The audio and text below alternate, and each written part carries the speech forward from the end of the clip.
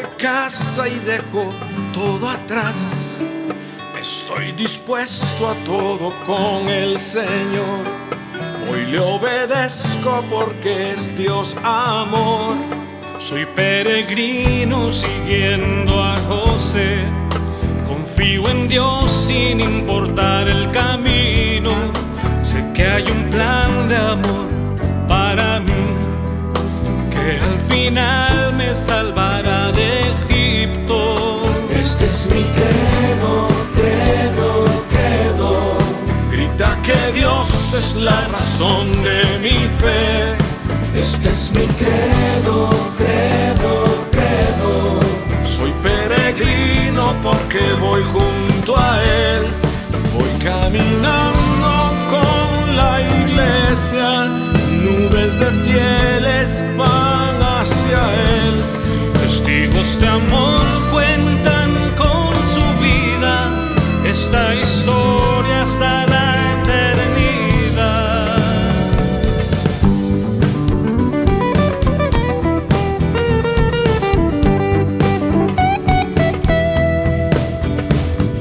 Credo, credo, credo. Credo, credo, credo. Credo, credo, credo. Soy peregrino con gente de a pie, santos sencillos que esparcen la fe.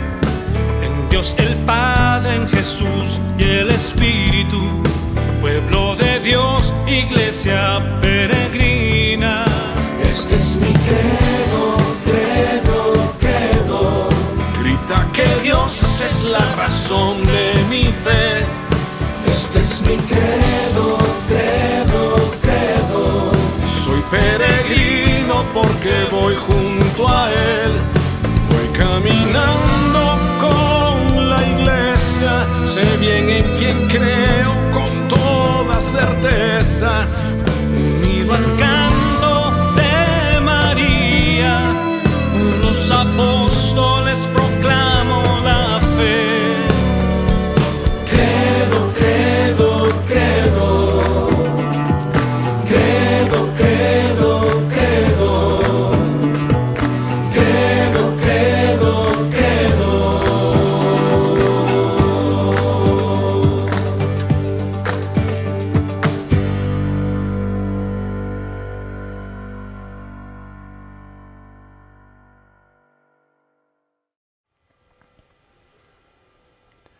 Mis queridos peregrinos, muy buenos días. En esta ocasión estamos en casa. Gracias a Dios, estamos en el Duc in Altum, en Magdala, y con mucha alegría queremos tener aquí nuestra catequesis sobre los miembros de la Iglesia, los miembros de la Iglesia. Ya hemos hablado de esta similitud que hacen los apóstoles mismos, San Pedro, San Pablo, hablando del cuerpo de Cristo, la Iglesia, como un cuerpo donde hay cabeza, donde hay órganos internos, externos, miembros para caminar, para trabajar, para moverse. La Iglesia es un cuerpo del cual Cristo mismo es la cabeza y tiene tres tipos de miembros fundamentalmente. Primero, los ministros, vamos a hablar de ello enseguida. Segundo, los laicos, es decir, la gente normal bautizada de a pie, como dice nuestro canto del credo, santos de a pie, y los consagrados o religiosos, aquellos que profesan los consejos evangélicos y por ello se consagran a un estilo de vida más estrictamente evangélico. Obviamente, queridos hermanos, estas distinciones a veces se mezclan un estilo con el otro por diversos motivos.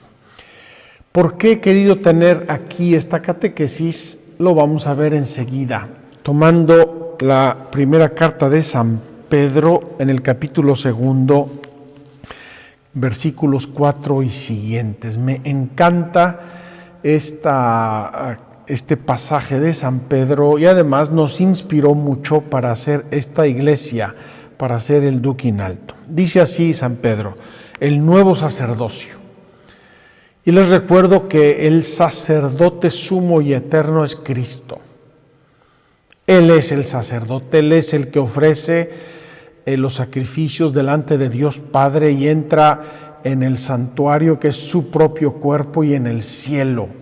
No como los otros sacerdotes, como dice la carta a los hebreos, que tienen que repetir y ofrecen todos los días. No, es Cristo una vez para siempre, sumo y eterno sacerdote. Dice así San Pedro: acercándoos a Él, piedra viva, desechada por los hombres, pero elegida, preciosa ante Dios, también vosotros, cual piedras vivas, entrad en la construcción de un edificio espiritual, para un sacerdocio santo, para ofrecer sacrificios espirituales aceptos a Dios por mediación de Jesucristo.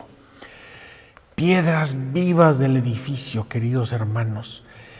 Y esa vida de estas piedras vivas que somos todos y cada uno de nosotros los bautizados, es para adorar a Dios.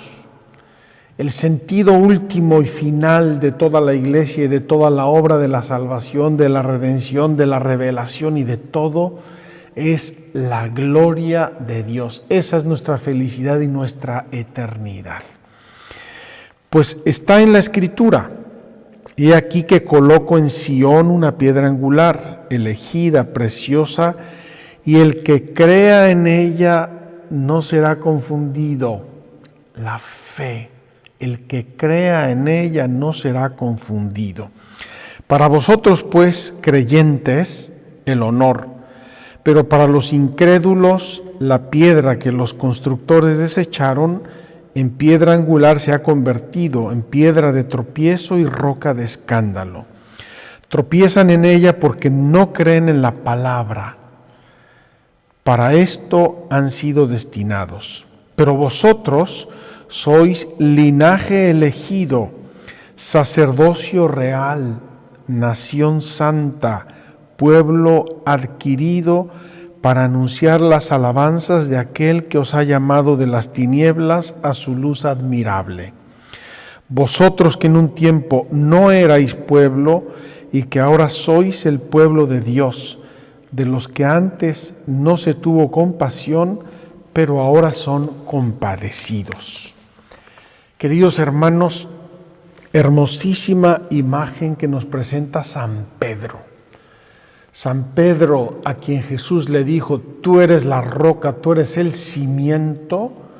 Él contempla a todos y cada uno de los cristianos como piedras vivas que construimos un edificio espiritual. Preciosa imagen de la iglesia. Pero quiero tomar también el capítulo 12 de la primera epístola a los Corintios. Primera epístola a los Corintios de San Pablo, capítulo 12. Me encantaría tomar el 12 y el 13, pero no lo voy a hacer por motivos del tiempo. El 13 habla de la caridad, el himno de la caridad, que es una maravilla. Dice así San Pablo, en el versículo 4. Hay diversidad de carismas, pero el Espíritu es el mismo. Diversidad de ministerios, pero el Señor es el mismo. Diversidad de operaciones, pero es el mismo Dios que obra todo en todos. A cada cual se le otorga la manifestación del Espíritu para provecho común, porque a uno se le da por el Espíritu palabra de sabiduría, a otro palabra de ciencia, según el mismo Espíritu, a otro fe en el mismo Espíritu, a otro carismas de curaciones en el único Espíritu, a otro discernimiento de espíritus, a otro diversidad de lenguas, a otro don de interpretarlas. Pero todas estas cosas las obra un mismo y único Espíritu, distribuyéndolas a cada uno en particular según su voluntad. Queridos hermanos, esta expresión de San Pablo es por así decir, la estructura de la iglesia. un único Dios, un único Señor, un único Espíritu, que dan a los miembros de su iglesia diversas carismas, diversas gracias, diversos ministerios.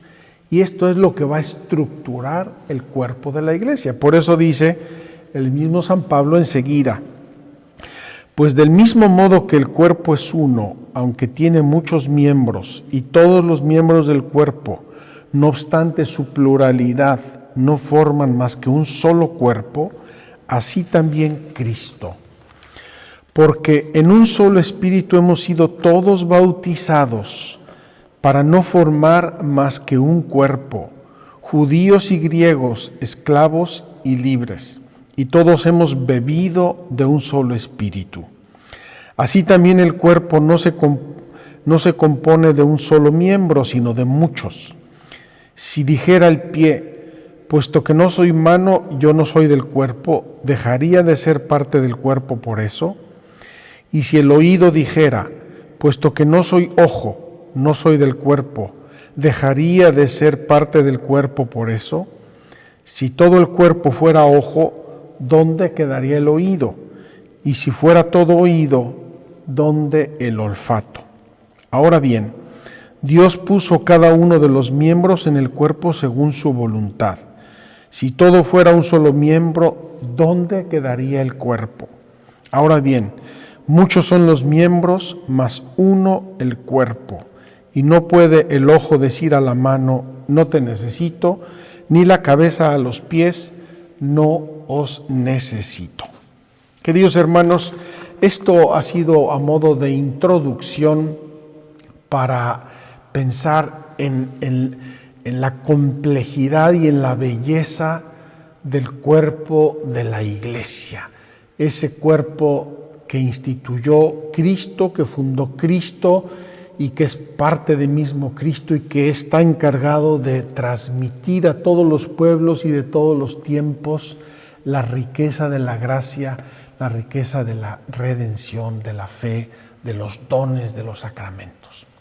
Vamos pues ahora a dar una breve vuelta por Duc in Altum, porque quiero que entiendan la estructura, entre comillas, la estructura de esta iglesia, que tiene precisamente la analogía del edificio de Piedras Vivas. Aquí estamos en el atrio, así llamado atrio de las mujeres, y quiero que adviertan que estas columnas tienen los nombres de las mujeres que acompañaban a Jesús.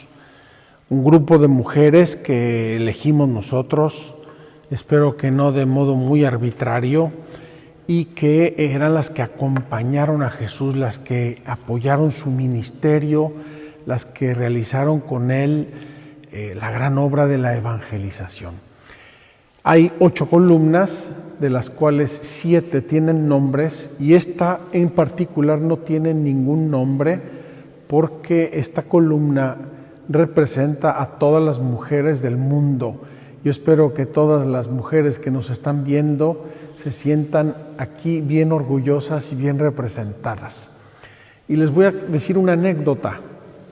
Cuando entramos aquí con grupos de peregrinos, suelo preguntarles una cosa a mis peregrinos, y esa cosa es: ¿quién te enseñó a amar a Dios? Y el 99.9% de las respuestas es mi mamá, o mi abuela, o una tía, o una monja, o una maestra, una catequista, generalmente mujeres. Por eso quisimos honrar aquí a las mujeres de fe, porque ellas son las que edifican el templo santo de Dios, que somos las piedras vivas, Aquí le voy a pedir a Felipe que muestre una panorámica de este atrio de las mujeres, donde ven todas las columnas que son esas mujeres, piedras vivas que edificaron con Jesucristo el templo santo de la iglesia. Y vamos a ir a la capilla principal, para que allí vean otras columnas que son también importantísimas en este edificio de Cristo. Vamos a la capilla principal de Duc in Altum y van a ver ahí que las columnas de Duc in Altum son los apóstoles. Vamos a hacer una genuflexión porque aquí está nuestro Señor.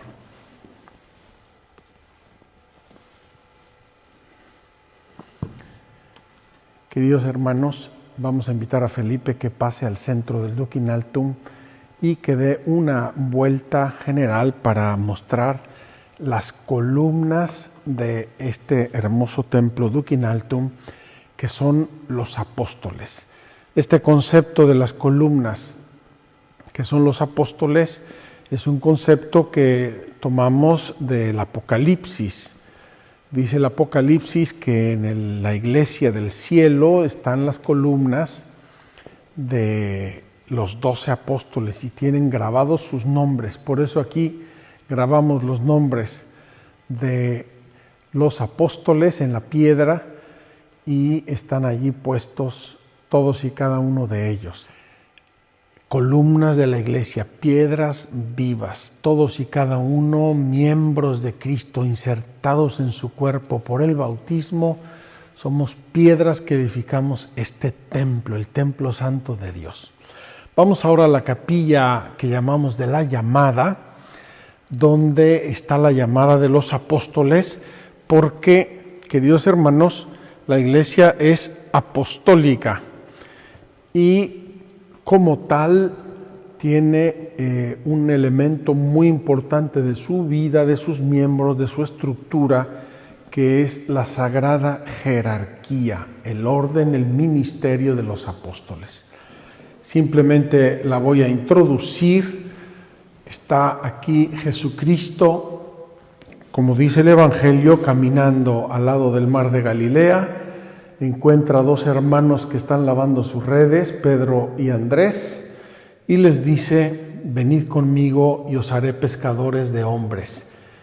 Va más adelante y ve a otros 2 hermanos, Santiago y Juan, y también a ellos les dice: venid conmigo y os haré pescadores de hombres. La escena es maravillosa, es conmovedora. Dice: inmediatamente se levantaron y lo siguieron. Punto y basta. Por eso, queridos hermanos, hemos querido aquí, estamos al lado del mar de Galilea, hemos querido aquí recordar este hermoso misterio de la vocación, la llamada. ¿Por qué? ¿Por qué 12? Porque estos 12 es un misterio, como San Juan Pablo II llamó a su propia vocación, don y misterio. Queridos hermanos, voy a leer los artículos de introducción, los números de introducción a este párrafo del catecismo, porque son preciosos y son muy significativos. Estamos hablando de los números 871, 872 y 873 del catecismo. Me parece increíble que ya hemos visto 800 números del catecismo de la Iglesia Católica, pero así es. Y si Dios quiere vamos a llegar casi a los 1000 en los próximos días. Dice así el catecismo: son fieles cristianos quienes, incorporados a Cristo por el bautismo, se integran en el pueblo de Dios y hechos partícipes a su modo por esta razón de la función sacerdotal, profética y real de Cristo, cada uno según su propia condición, son llamados a desempeñar la misión que Dios encomendó cumplir a la Iglesia en el mundo. Vamos a ver las partes que contiene este número porque son muy importantes. Primero, todos los bautizados son miembros de Cristo. Nacimos, renacimos a la gracia y a la vida de Dios por el bautismo. Primera cosa. Segunda cosa, integramos el pueblo de Dios. Tercera cosa, Cristo por el bautismo nos ha hecho partícipes de su función sacerdotal, profética y real. Sacerdotal, profética y real. Es importantísimo esto porque esto va a definir el quehacer de los bautizados, de los miembros de la iglesia, según su propia vocación y su propia condición. Cada uno, según su propia condición, son llamados a desempeñar la misión que Dios encomendó cumplir a la iglesia en el mundo.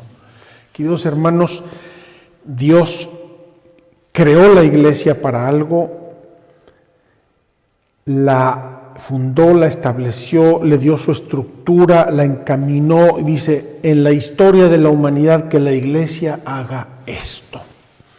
Y ahí cada uno de nosotros tiene su propio papel según su condición cristiana, obviamente.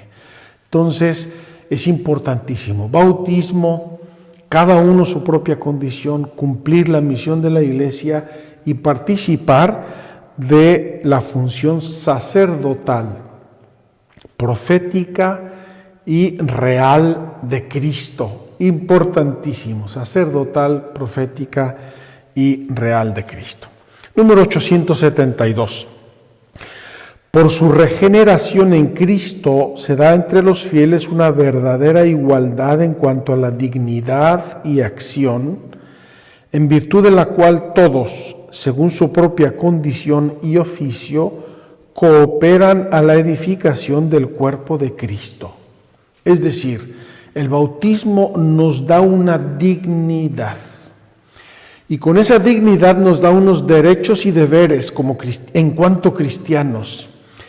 Y en función de esos derechos y deberes, cada uno edifica el cuerpo de Cristo. Vamos a ver enseguida qué significa eso. Siguiente, número 873. Las mismas diferencias que el Señor quiso poner entre los miembros de su cuerpo sirven a su unidad y su misión. Cristo quiso desde el primer momento que unos fueran cabeza, otros brazos, otros pies y otros ojos. Así lo quiso Jesucristo, así lo estableció, así lo explicó.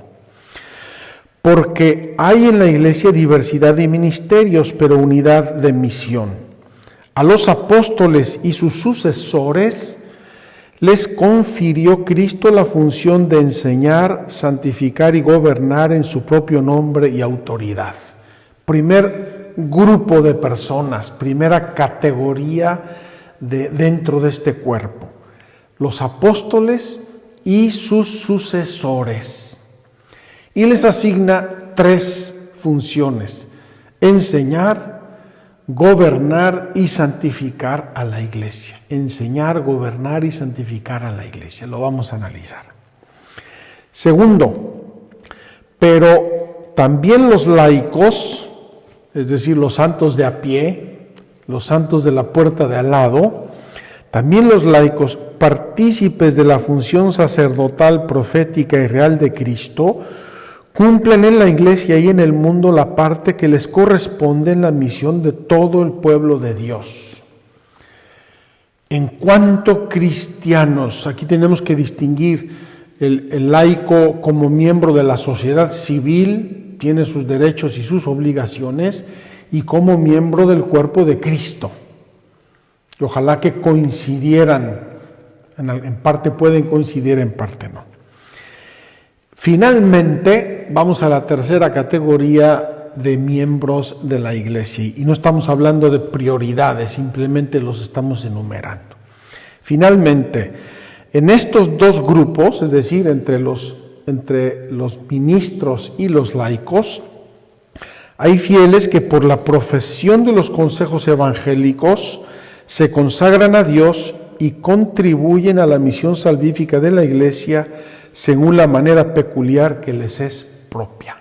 Es decir, hay ministros de Dios que además de ser ministros son religiosos, es decir, se ligan por voto o por promesas a una vida especialmente cercana al Evangelio.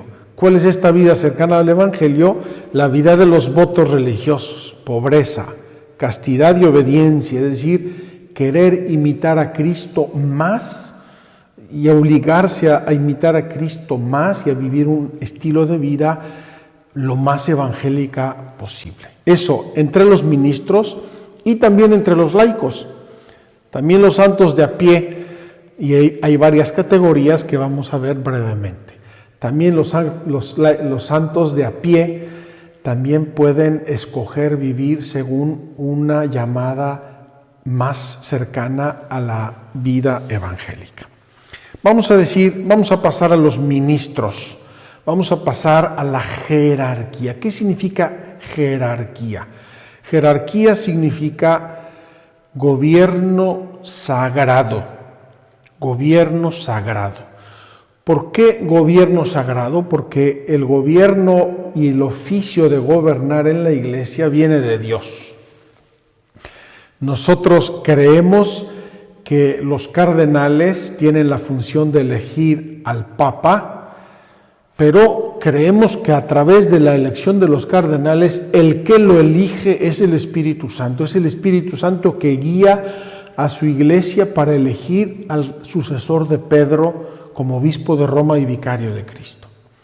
Entonces, y como sucesor de Pedro, es decir, como responsable directo de Dios para gobernar la iglesia, él elige a los apóstoles, a los sucesores de los apóstoles, él elige a los obispos, y los obispos a su vez eligen a los sacerdotes y los consagran, y esto se llama jerarquía, es decir, gobierno o autoridad sagrada, viene de Dios. Nadie puede llegar y decir, oiga, yo quiero ser obispo, yo tengo las cualidades y mañana me hacen obispo. Pues no funciona así en la iglesia, porque eso no funciona.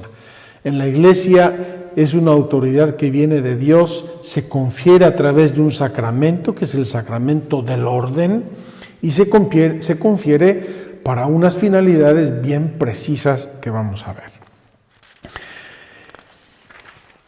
¿Qué sentido tiene esta jerarquía?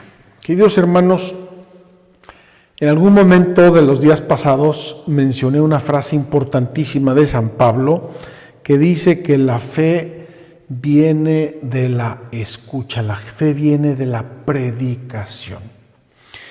Y sabemos que Cristo mismo, antes de subir al cielo, les dijo a los apóstoles: id al mundo entero y predicad a todas las gentes, enseñándoles a observar lo que yo les he mandado y bautizándolos en el nombre del Padre, del Hijo y del Espíritu Santo. Y añadió: yo estaré con vosotros todos los tiempos hasta el fin del mundo. 3 cosas les dice Jesús. Id. Ahora, es claro que ese id a todo el mundo no lo podían hacer los 12. No podían, porque eran personas limitadas y se iban a morir. Entonces, Jesús con esto les dio otro mandato, y es el de pasar esas cualidades, esas gracias, ese sacramento, pasarlo a otros para que eso se continúe en la historia y se propague en la geografía, en el espacio. Entonces, queridos hermanos, importantísimo, si no hay quien predique, ¿cómo podemos creer? ¿Cómo podemos creer? Ese ministerio, como se llama, ministerio es igual a servicio, es un servicio. Queridos peregrinos, a mí me da mucha pena que a veces la gente nos tiene en una tal idea y concepción a los sacerdotes que nos endiosan un poco. Y la única prerrogativa que Jesucristo nos dejó a los sacerdotes es la de servir. Por eso, en el lavatorio de los pies, después de lavarle los pies a los discípulos en la última cena, les dijo: vosotros me llamáis el Señor y el Maestro, y lo soy. Pues si yo, que soy el Señor y el Maestro, os he lavado los pies, es decir, os he servido, vosotros también tenéis que hacer lo mismo. Me parece importantísimo para que nosotros, ministros de Dios, mantengamos nuestra actitud de servicio, y vosotros, ustedes, queridos hermanos, no nos endiosen ni nos levanten en altares que no nos corresponden. Nuestra misión es servir, siervo de Dios, siervo de Cristo. Ese carácter sacramental del ministerio implica otra cosa importante. Cristo estableció un colegio.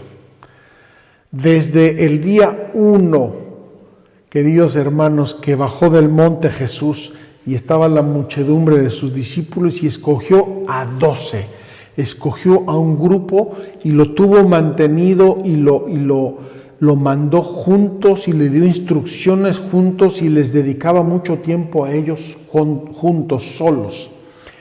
Este colegio es el colegio apostólico. Y este colegio apostólico, que al inicio era Jesús con los 12, después se convirtió en Pedro con los 11 y Pedro con los sucesores de estos, es decir, el Papa y los sucesores de los apóstoles. Este es el colegio, este es el sentido colegial del ministerio ordenado. Luego, cada obispo en su propia diócesis, como sucesor de los apóstoles, tiene su presbiterio, es decir, sus sacerdotes y sus diáconos, y con ellos ejerce su misión de enseñar, santificar y gobernar a la Iglesia. Finalmente, queridos hermanos, este ministerio es personal. Personal significa que lo recibe una persona específica, concreta, y lo recibe de otra persona específica, concreta. En la administración de los sacramentos, dice, yo te bautizo, yo te perdono, y así yo te consagro a ti, sacerdote, o te consagro a ti, obispo. Me parece importante y preciosa esta dimensión personal de la transmisión de la fe, de la transmisión de los ministerios, etcétera, etcétera. El colegio episcopal son todos los obispos con el Papa, en comunión con el Papa, y ellos tienen la función de extender en el tiempo y en la geografía el trabajo y el ministerio de los apóstoles. Colegio o cuerpo episcopal que cuando se reúne todo junto tiene también la gracia, el carisma de la infalibilidad y es el concilio ecuménico. Cuando todos los obispos con el Papa se reúnen en comunión para discutir y discernir asuntos de fe o de moral, gozan de la gracia del don de la infalibilidad. De esto hablamos al hablar de la transmisión de la fe, para que la fe sea siempre la misma, sea santa y sea pura y no se desvirtúe en el tiempo. Podríamos decir muchas otras cosas, queridos hermanos, me encantaría bajar a más detalles, pero realmente no nos da el tiempo. 3 misiones tienen los obispos: enseñar, y enseñar significa fundamentalmente educar en la fe, transmitir el Evangelio, transmitir la palabra de Dios, enseñar a las gentes a guardar los mandamientos de Dios. Y esto es lo que hace el oficio pastoral del magisterio, el magisterio, magister, maestro, la enseñanza. Por eso comenté en algún momento que la Iglesia se llama docente y discente. Docente la que enseña, discente la que aprende. Los obispos enseñan, cuando enseñan en comunión con el Papa, transmiten la verdadera fe. En esta comunión con el Papa es importantísima porque si rompen la comunión, es decir, el acuerdo, la fidelidad a lo que enseña el Papa, pues realmente rompe la comunión, la fidelidad a la doctrina.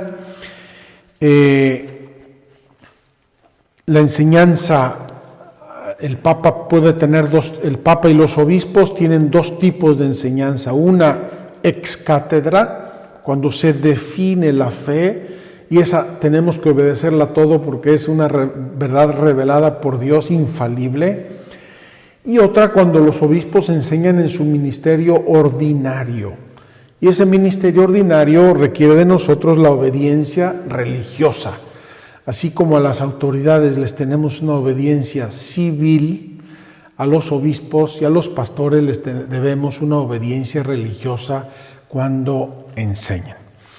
Los obispos santifican, cuando digo obispos, sacerdotes, diáconos, santifican a través de los sacramentos, recordando que es siempre Cristo el actor principal, el protagonista en todos los sacramentos. Y finalmente los obispos gobiernan. Queridos hermanos, si la iglesia no es un cuerpo estructurado y la mano hace lo que le da la gana y se va de vacaciones y un ojo se va por un lado y el otro se va por el otro, ese cuerpo está descoyuntado, está mal. Nosotros, el cuerpo de Cristo es un cuerpo armonioso, precioso, santo, aunque en su humanidad puede tener a veces problemas, pero son los obispos que mandan a dónde va la iglesia y mandan en su diócesis, o el Papa manda y tiene una autoridad inmediata, directa sobre toda la iglesia en todos sitios. Por eso el Papa puede pedirle a un obispo que renuncie a su diócesis o manda a un obispo nombra a un obispo para una diócesis de cualquier parte del mundo. Imagínense la responsabilidad que tiene el Papa, por eso tenemos que rezar mucho por él. El Papa gobierna sobre toda la iglesia como vicario de Cristo y los obispos como vicarios de Cristo para su diócesis gobiernan en su propia diócesis y tienen que gobernar, mandar lo que se hace, lo que no se hace, convocar actividades, permitir que se hagan o que no se hagan, etcétera, etcétera, etcétera. No pueden llegar mañana unos fieles y decir, oiga, ya fundamos una parroquia aquí porque se nos ocurrió. Eso lo tiene que hacer el obispo diocesano, que es el que tiene la facultad y el derecho y el deber de gobernar. Termino con una frase hermosa de San Ignacio de Antioquía, que ya hemos encontrado varias veces en nuestra peregrinación. Estamos hablando del año 110, y ya se ven ahí en germen todos los elementos de la iglesia.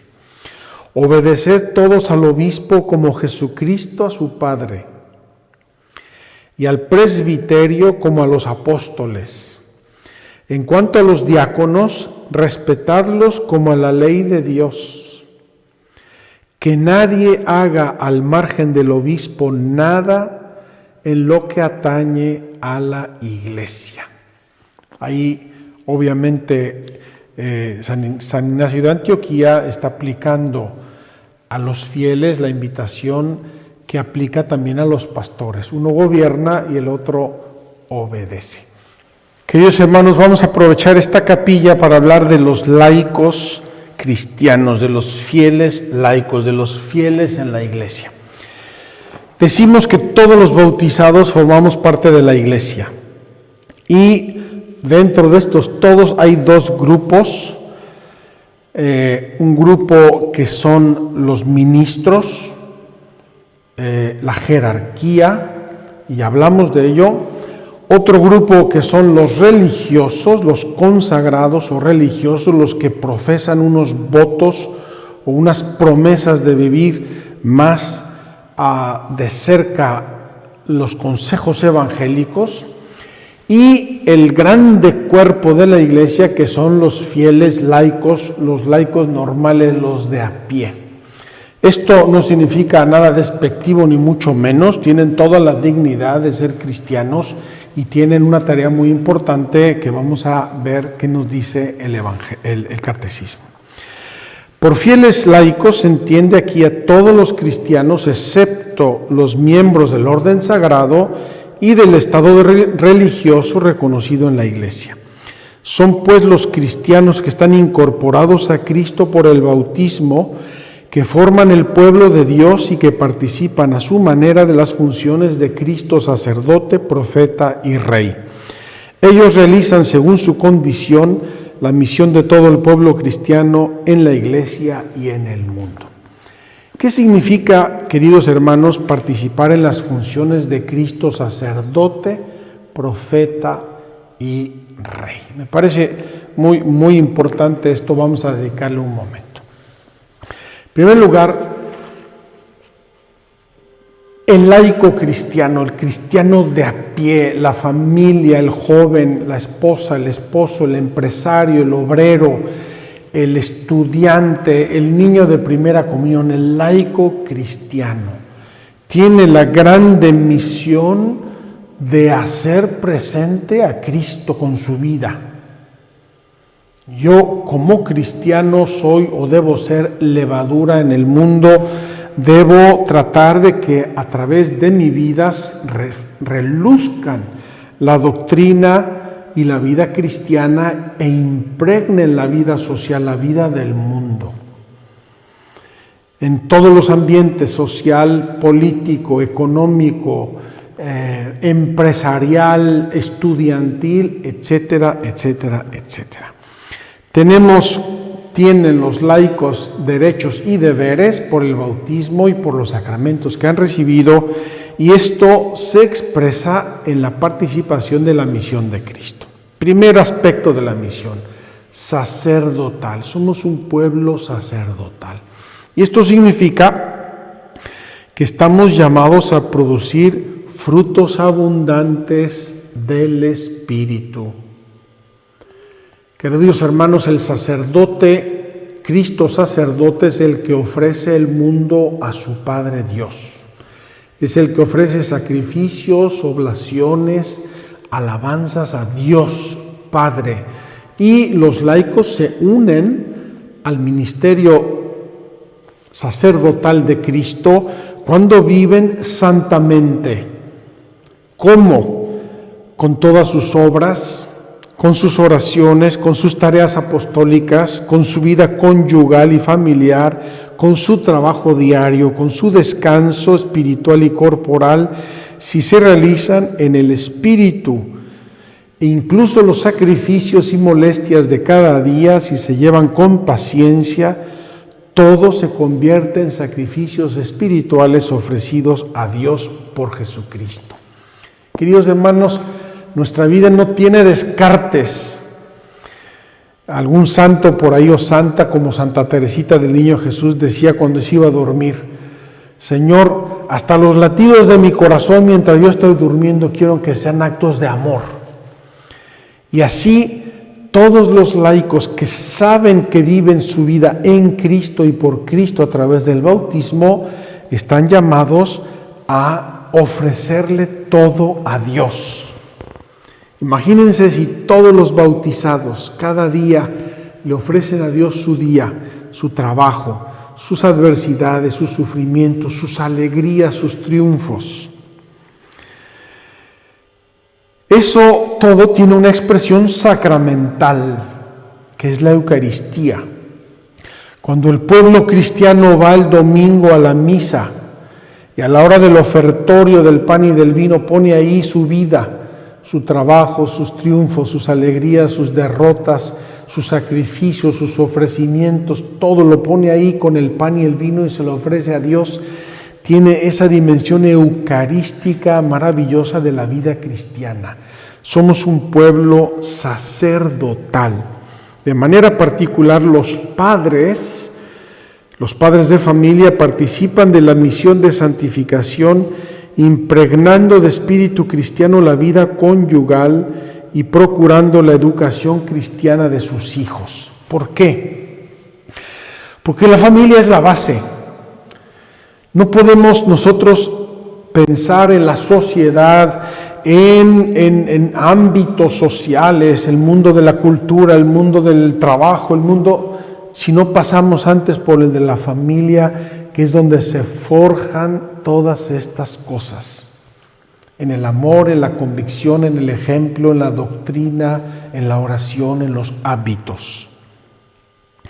Los laicos también, por su participación en el cuerpo de Cristo, pueden desarrollar o participar en algunos ministerios en la Iglesia, también incluso, por supuesto, en los ministerios de lectorado, acolitado y bautizando en algunos casos, celebrando, ayudando en las oraciones litúrgicas, en el ministerio de la palabra, etcétera, según las prescripciones del derecho. Son un poco excepcionales en algunos casos, pero están permitidos a los fieles cristianos. Participación en la misión profética de Cristo. Queridos hermanos, ser profeta en términos cristianos no es el que anticipa el futuro, como a veces pensamos. Lo profetizaron, mira, lo predijeron. Ser profeta en términos cristianos significa ver las cosas con los ojos de Dios. Significa impregnar la propia vida con la luz del Evangelio. Decía un profesor mío en la escuela, decía, ustedes se tienen que ver hasta cuando juegan que son cristianos. Se tiene que notar su vida cristiana aun cuando están jugando. Queridos hermanos, eso es ser profeta. Y también, obviamente, profeta en sentido más estricto cuando enseño la palabra de Dios. Y aquí están los catequistas, aquí están los que enseñan la palabra de Dios, la Biblia, los que colaboran en escuelas bíblicas, escuelas de la fe, las parroquias, etcétera. Y también los influencers, dice aquí en los medios de comunicación social, pero hay mucha gente que son influencers y transmiten el Evangelio, transmiten los valores, transmiten la doctrina de Dios, de la Iglesia, de la Biblia, de la palabra de Dios. Aquí, queridos hermanos, una grande responsabilidad a nosotros cristianos. No podemos prestarnos a transmitir antivalores, cosas contrarias a nuestra fe, a nuestra moral, cosas que van a dañar a otros. Ya creo que ustedes tienen inteligencia para entender un poco por dónde van las cosas. Tiene el derecho y a veces incluso el deber, en razón de su propio conocimiento, competencia y prestigio, los laicos, de manifestar a los pastores sagrados su opinión sobre aquello que pertenece al bien de la Iglesia y de manifestarla a los demás fieles, salvando siempre la integridad de la fe y de las costumbres y la reverencia hacia los pastores, habida cuenta de la utilidad común y de la dignidad de las personas.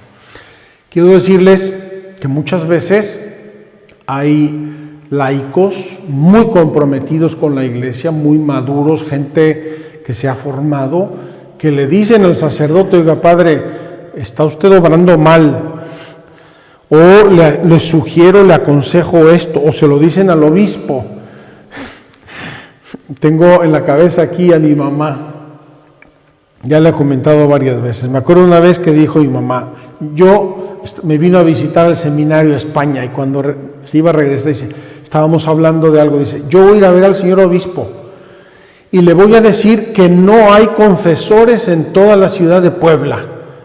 No sé dónde están los sacerdotes, pero uno intenta confesarse y no encuentra nunca dónde confesarse. Nunca hay sacerdotes que quieran sentarse a escuchar las confesiones. Bien, eso hace 40 años, no sé cómo sea ahora y no estoy juzgando a nadie. Un laico tiene todo el derecho de decirle a los pastores lo que cree que sea para el bien de la Iglesia. En campo de moral, de doctrina, de pastoral, de costumbres o de lo que sea. Tenemos el derecho y el deber, si nuestra conciencia nos lo dice, de sugerir a los pastores respetuosamente lo que creemos importante para el bien de la Iglesia. Finalmente, la participación en la misión regia de Cristo.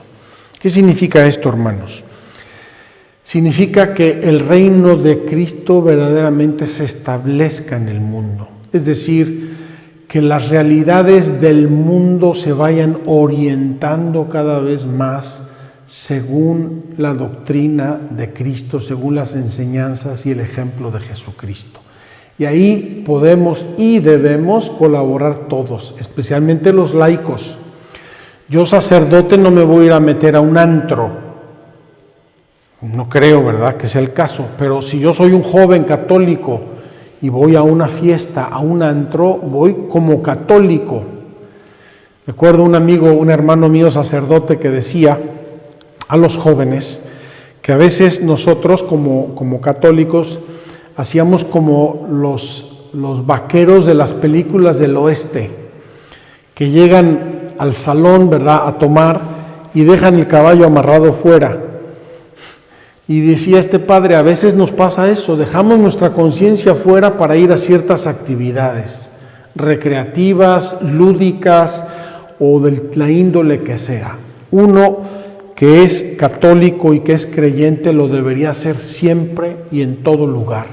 Y si así lo soy, voy a impregnar del Espíritu de Cristo las cosas y por lo tanto voy a llevarlas a que efectivamente se ordenen según las verdades del Evangelio. Ya les dije en otra ocasión que hay negocios que no son compatibles con la fe católica. Hay actividades que no son compatibles con la fe católica. Recuerdo ahora el testimonio de un muchacho que era hijo de unos narcotraficantes. Y dice que cuando su papá iba a pasar las drogas de México a Estados Unidos, su mamá los ponía a rezar el rosario para que pasara todo bien y no tuvieran problemas. Queridos amigos, que me perdone esa mamá, ese muchacho y esa familia, pero no se puede rezar por una cosa que es contraria a la moral, contraria a la fe, contraria al sentido común. Tenemos que ser en esto muy honestos y hacernos un examen de conciencia. Los laicos en el mundo del trabajo, de la vacación, del negocio y de todo. Me decía una querida amiga hace tiempo que habían ido de vacaciones en Navidades. Y estaban de vacaciones y el día de Navidad ella dijo, oigan, vamos a buscar una iglesia y vamos a misa el día de Navidad. Y me decía con tristeza que incluso dentro de su familia algunas le dijeron, no, que fanática, que no sé qué, estamos de vacaciones. Queridos hermanos, de vacaciones o no de vacaciones, si soy creyente en Cristo, me comporto como creyente en Cristo y soy coherente con mi fe. Negocios, vacaciones, familia, diversión, trabajo, en todos los campos, para que se establezca el reino de Jesucristo, para que a través de mí, en el mundo, dentro del mundo, como un fermento, se establezca el reino de Cristo. Termino con una simple mención de los consagrados y consagradas. Dentro del cuerpo de la Iglesia hay personas que sienten la llamada a una vida particularmente dedicada al Señor, particularmente dedicada a imitarlo, a vivir el Evangelio y a vivir los consejos evangélicos, es decir, la pobreza, la castidad y la obediencia. Normalmente esto se materializa en participar en un instituto de vida consagrada, en una congregación religiosa, en una orden religiosa, pero hay también ahora algunas otras formas de vida consagrada como vírgenes, es decir, hombres y mujeres que quieren vivir en castidad, en una vida virtuosa dedicada a la caridad, al trabajo y demás. Por ejemplo, maestros o maestras o personas que viven su vida profesional y quieren imitar a Cristo y viven particularmente los consejos evangélicos. Estos religiosos o religiosas no forman parte estrictamente de la jerarquía de la Iglesia, a no ser que sean nombrados obispos o sacerdotes, sino no forman parte de la jerarquía de la Iglesia como tal, pero colaboran con la Iglesia en la santificación, en el apostolado, en la misión, por su propia vida, por su ejemplo, por su dedicación.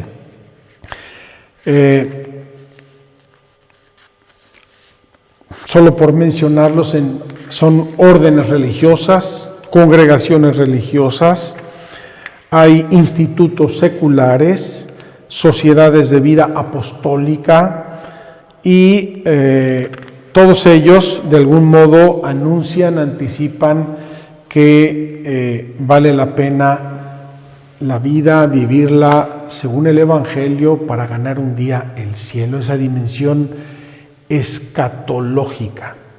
Queridos hermanos, por ejemplo, a veces hay gente que nos dice, oiga, ¿ustedes por qué no se casan? Bueno, me caso porque soy religioso, he hecho un voto de castidad. ¿Y por qué? Pues porque quiero vivir más fielmente como vivió Jesucristo. ¿Y por qué? Porque creo en los valores que Cristo predicó y quiero consagrarme a ellos. ¿Y por qué? Porque creo que vale la pena ahora una renuncia de este tipo, un sacrificio, un ofrecimiento por la iglesia y también porque así vamos a hacer en el cielo. Entonces es una anticipación, una llamada de lo que va a ser la vida del cielo. Queridos hermanos, terminamos aquí esta catequesis con esta familia, son laicos.